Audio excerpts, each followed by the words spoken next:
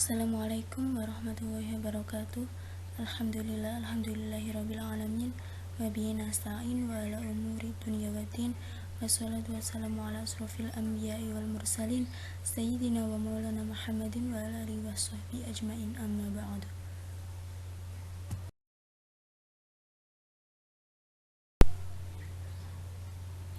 Yang pertama, saya ucapkan terima kasih kepada Bapak Nurdi, Sarjana Agama Magister Pendidikan, selaku dosen pengampu mata kuliah Sejarah Pendidikan Islam, serta segenap sivitas Sekolah Tinggi Ilmu Tarbiyah Al-Fatah.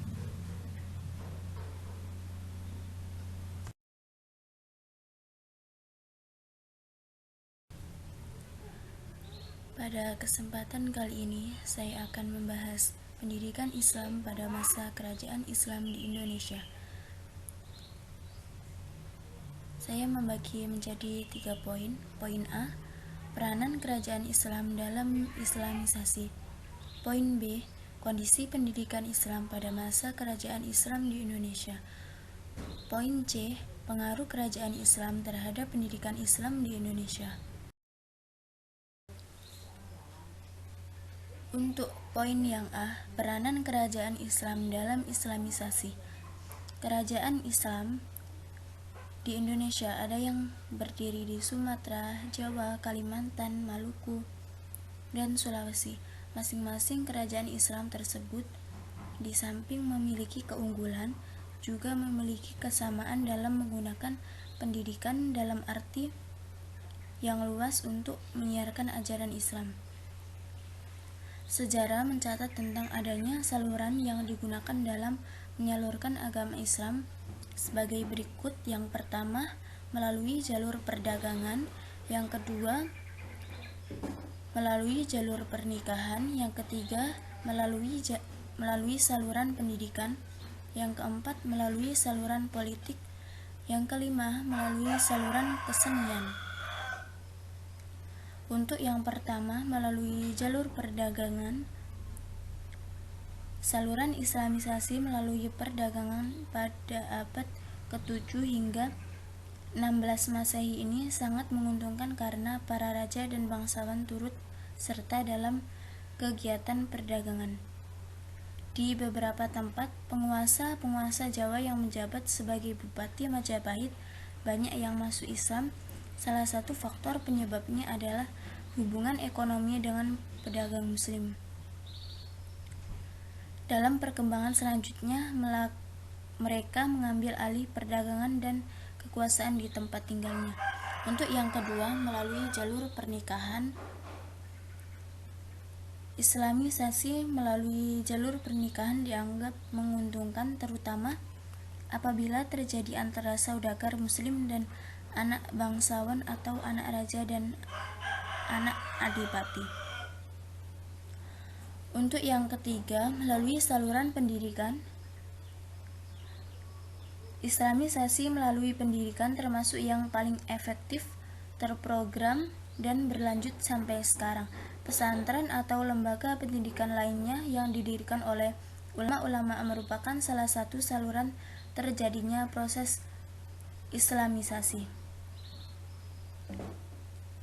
Untuk yang keempat, melalui saluran politik. Islamnya seorang raja dan kebijakan yang dikeluarkannya tentang agama yang dianutnya menjadi daya tarik bagi rakyatnya untuk memeluk agama Islam.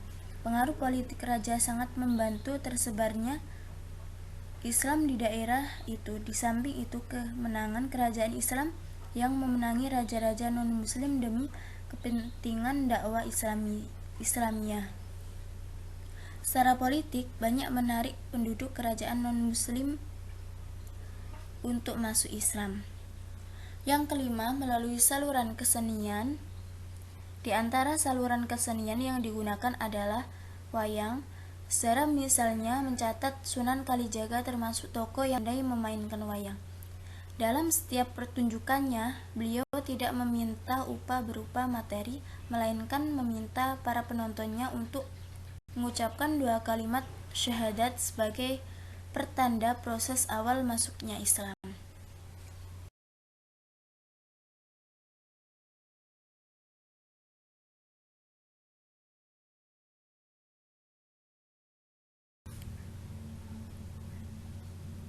Untuk poin yang B, kondisi pendidikan Islam pada masa kerajaan Islam di Indonesia. Yang pertama, pendidikan pada masa kerajaan Islam di Sumatera. Yang kedua, pendidikan pada masa kerajaan Islam di Jawa. Yang ketiga, pendidikan pada masa kerajaan Islam di Sulawesi. Yang keempat, pendidikan pada masa kerajaan Islam di Kalimantan.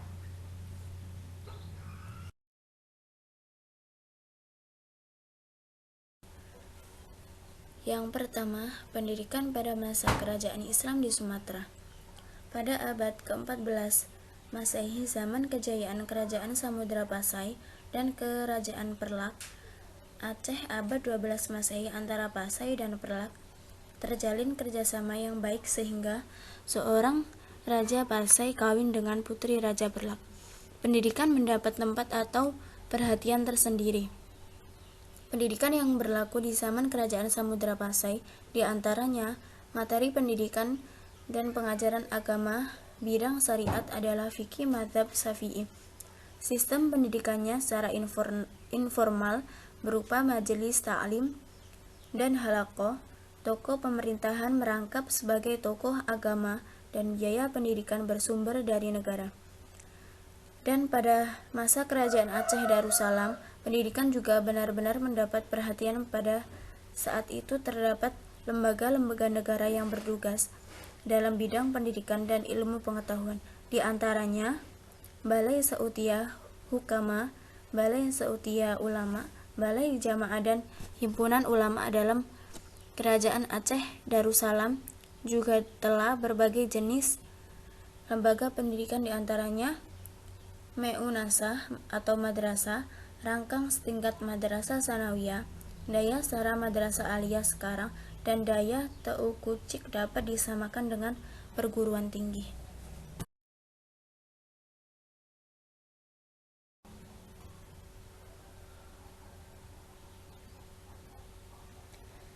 Yang kedua, pendidikan pada masa kerajaan Islam di Jawa. Pendidikan Islam yang berlangsung di Kerajaan Demak, Pajang dan Mataram beriringan dengan kegiatan dakwah Islam yang dilakukan para ulama dan para wali. Sistem pelaksanaan pendidikan dan pengajaran agama Islam di Demak mempunyai kemiripan dengan pelaksanaannya di Aceh, yaitu dengan mendirikan masjid di tempat-tempat sentral di suatu daerah dan pimpinan seorang badal untuk menjadi guru. Pada zaman Kerajaan Mataram, pendidikan sudah mendapat perhatian sedemikian rupa, seolah-olah tertanam semacam kesadaran akan pendidikan pada masyarakat kala itu. Banyak desa yang ada tempat pengajaran untuk menjalankan pendidikan agama Islam. Adapun guru yang mempunyai gelar modin dan sistem pendidikannya dengan metode hafalan.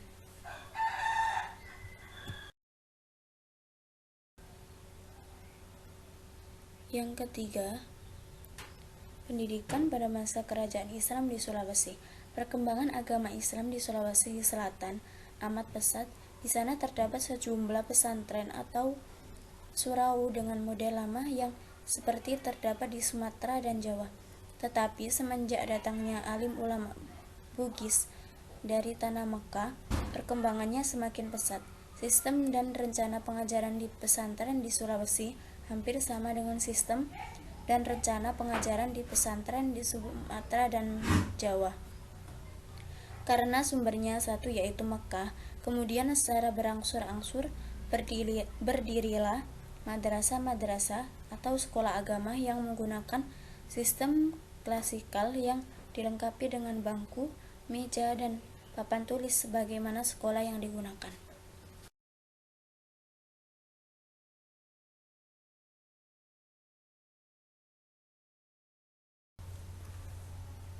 Yang keempat, pendidikan pada masa kerajaan Islam di Kalimantan.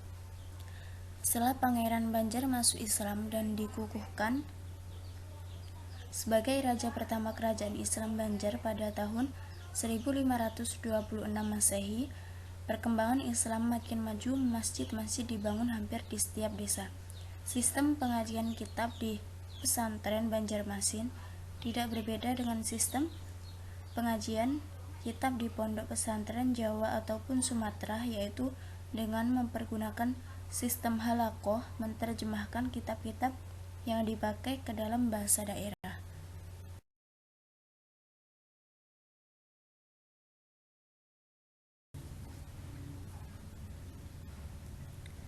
Untuk poin yang C, pengaruh kerajaan Islam terhadap pendidikan Islam di Indonesia.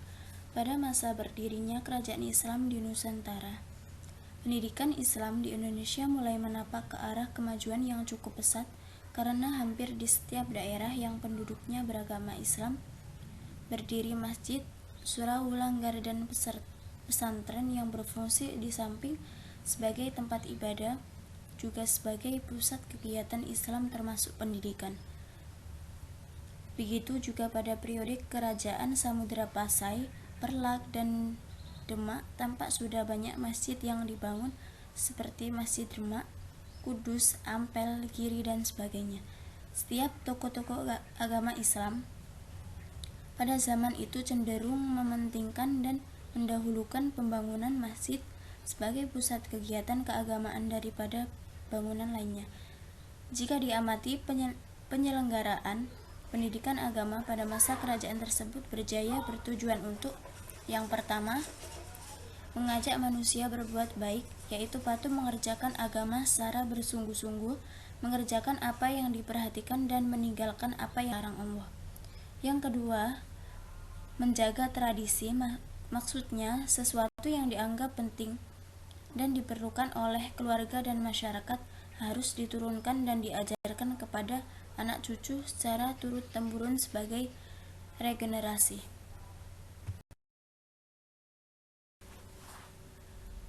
Adapun penyelenggaraan pendidikan pada masa kerajaan Islam di Indonesia ditempuh dengan berbagai cara. Di antara metode yang umum digunakan adalah: yang pertama, ceramah atau nasihat langsung; yang kedua, teladan yang baik; yang ketiga, media seni dan permainan. Yang pertama, ceramah atau nasihat langsung. Metode ini merupakan yang paling banyak dan lazim digunakan. Ceramah efektif dilakukan di tempat-tempat berkumpul kaum muslimin seperti masjid atau langgar. Nasihat-nasihat secara langsung bisa diberikan terutama yang berkenaan dengan persoalan-persoalan faktual yang dihadapi masyarakat. Cara ini dianggap efektif karena mampu menyelesaikan permasalahan secara langsung dan kontekstual. Yang kedua, teladan yang baik. Metode ini cenderung menonjolkan sisi karismatika personal dengan penampilan pribadi yang agung dan mengesankan, menonjolkan segi tingkah laku yang baik dan terpuji. Akan dapat melahirkan daya tarik dan perhatian yang besar para murid sehingga guru untuk ditiru dan diteladani ajarannya diamalkan. Penampilan kepribadian ini pada mulanya merupakan salah satu faktor yang sangat berperan dalam dakwah Islam, karena tampil dengan sosok mengesankan efektif menciptakan pengidolaan yang pada akhirnya keteladanan. Yang ketiga, media seni dan permainan. Seni adalah metode dakwah yang efektif pada masa lalu. Hal ini jelas terlihat seperti apa yang telah dilakukan oleh para penganjur agama di Jawa melalui seni wayang. Begitu pula yang lain, misalnya Maulid Nabi Muhammad SAW di daerah Solo dan Yogyakarta yang menggunakan gamelan sekaten. Kata sekaten diambil dari bahasa Arab syahadatain yang artinya dua kalimat syahadat yang merupakan pernyataan keislaman secara individual. Beberapa penganjur agama di luar Jawa juga menggunakan metode ini karena lebih efektif.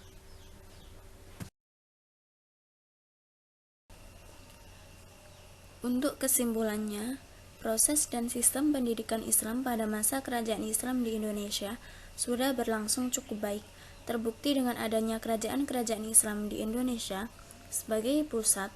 Kekuasaan Islam di Indonesia ini sangat berpengaruh bagi proses Islamisasi di Indonesia.